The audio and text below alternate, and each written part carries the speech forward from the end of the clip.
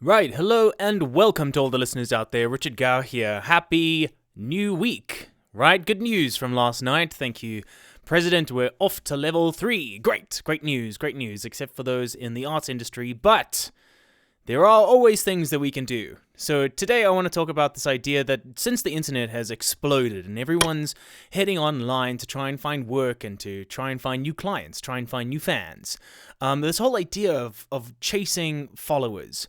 Right, I've been watching a lot of videos trying to explain how to build your following, how to get more subscribers on YouTube and all of that. And I just feel like there's so much of that going on that you need to, do this to get that many followers, and you need to copy this idea, and you need to, sort this out and sort this out and sort this out. It's not leaving much room for your individuality, for my individuality. And I know that it's important, right? I'm so very, very much aware that having a following in 2020 is super duper important. You can monetize on it, you can ask your fans for help, and most of the time they do help, which is incredible. And trust me, I'm sure there's not a listener out there that didn't wish they had like a 100,000, a million following that, they could engage with and they could, talk to, and they could build their community and all of those wonderful, wonderful things. But this idea of chasing followers, I don't know, it just doesn't leave much room for authenticity, perhaps. Maybe the authenticity is in the delivery. Maybe I've got it all wrong.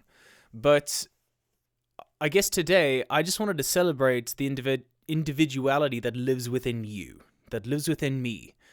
We don't always have to chase the trends. We don't have to, go with the flow. We don't have to follow the currents.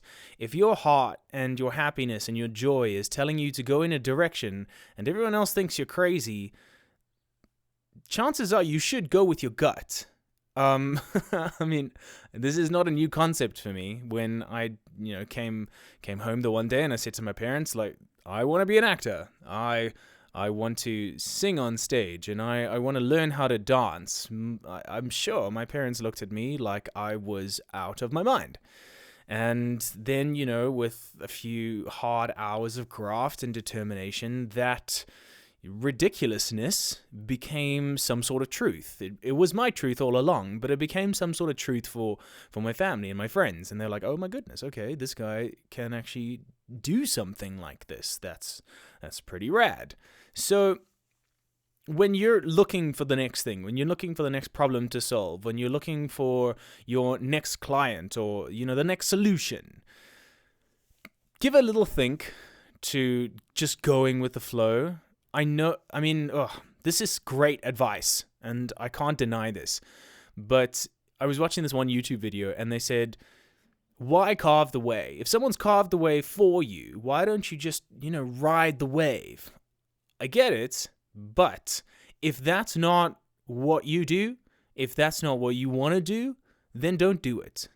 I guess what it comes down to is whether you're chasing followers or whether you're creating a community, it doesn't matter as long as you're doing it from a place of love, from a place of happiness, and from a place of joy, and that complements your truth. I think that's the most important thing. Today, 2020 is weird. It's crazy. There are so many different professions out there that you can go in any which direction. Just be authentically you. I think that's the most beautiful thing. There's almost 8 billion people, but there's no one else like you. And on that, have a beautiful morning. And if it's evening, have a beautiful evening.